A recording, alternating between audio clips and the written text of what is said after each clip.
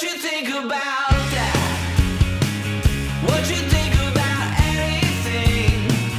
What you think about you? What you think about me? What you think about that? What you think about that? What you think about anything? What you think about you? What you think about me? What you think about that?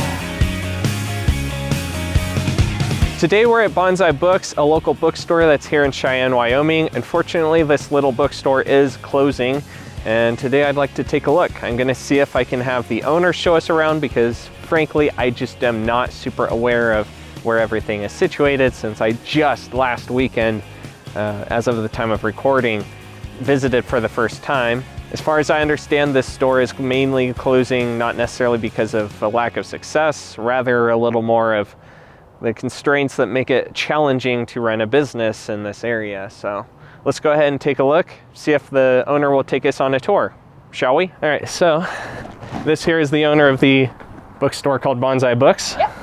Sarah John is my name. Yep. And we're gonna go ahead and take a look inside of here. I think she's gonna show us around, right? Yeah, I sure will. Come on in. So we got all of our books in here. We've got mystery, historical fiction, manga on both sides here. We've got fantasy, sci-fi, romantasy, so fantasy romance. In this section, we are going to have a new shelf going up with some damaged books that are for sale. Then we've got romance, down to young adult, down to kids, and then down to even smaller age kids as well. We have our coffee bar that will be open until November 1st. And then on this side, we've got nonfiction, biographies, health, local authors, cookbooks, activity books, poetry, all that kind of stuff. So that's really our store. And we've got some merchandise still left, along with our Just Trust Us books, which we will continue to refill. Cool. So. I guess there's an upstairs lobby area, right? There is. If you want to come see that, we can do that. Yeah, that's just a seating area. So you can come take a look up here.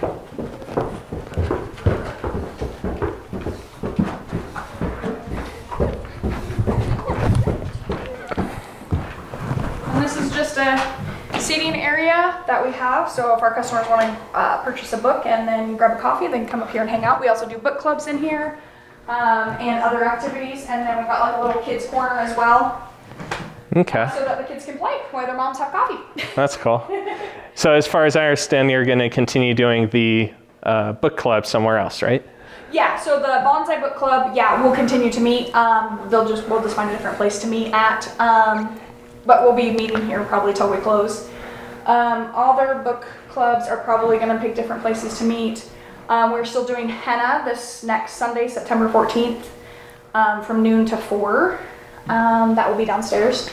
And and then we're just going to have different sales for the next couple of months, and that's what we're going to do. So. Yep. Do you think it's going to be December, or do you think you're going to close before then? Not sure yet. Not sure. That's okay. It just depends on how people show up and stuff like that.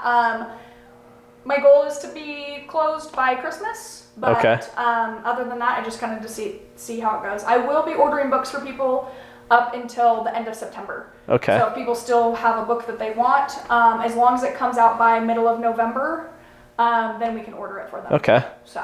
That's cool. So that's the plan.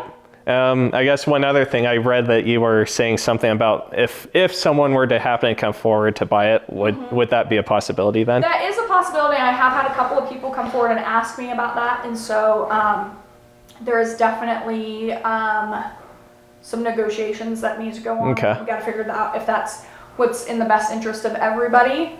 And so I guess there is still a possibility that Bonsai Books could still exist, but I would not be here. Yeah, it'll be different ownership. I would support the store 110%, but I would not be running the store at all. So that is definitely still a possibility. Okay. But as of right now, we're still heading down the path of closing at the moment. Okay. So. Do you think you could show us the art on the walls outside of the building? Oh, absolutely. I'd love to.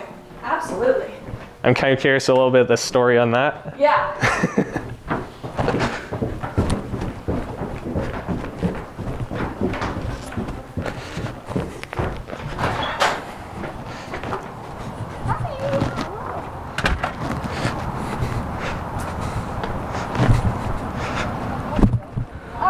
so here is our giant logo. It's fantastic. This is probably one of the saddest parts of this whole thing.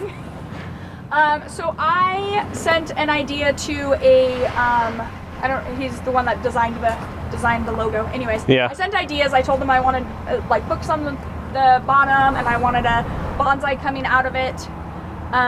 The bonsai looks huge, but of course it's sitting on books, so it can't be that big, right? No, yeah. And so that was the idea. So he came up with our 2 logos, and then I gave our 2 logos to James Overstreet, and told him to, do what he wants, but I wanted the green on the side. And so he came up with this tree, and then while we were doing it, we worked together with James and decided that we really liked the idea of incorporating different animals from Wyoming and stuff like that. So we've got some bison, we've got some Indian paintbrushes, hummingbirds, bumblebees, jackalope, and then antelope.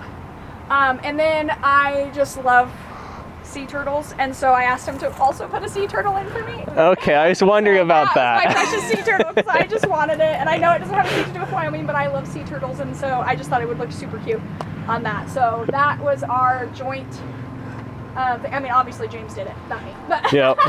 but yeah, so that, and then James and my husband were talking, and they both have a love for Ninja Turtles, and so James did this wonderful Michelangelo with Hitchhiker's Guide to the Galaxy as an extra treat for us, because That's cool. because it's just cool. So, and we Yep. love Ninja Turtles. So yeah, Yep. just kind of fun little aspect to play with in the back of the store. So Yeah. yeah, but yeah.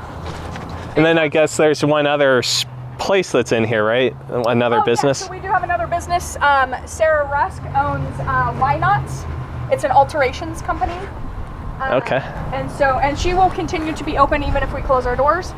She will be open and be running her business for the foreseeable future. I don't have any things, but yeah, if people want to contact her, they can text her, and she is fantastic at everything she does. So Okay. yeah. Thanks for doing that. Yeah, thank you so much. I appreciate you. Yep. Thank you. Have a great day. Cheers. You too.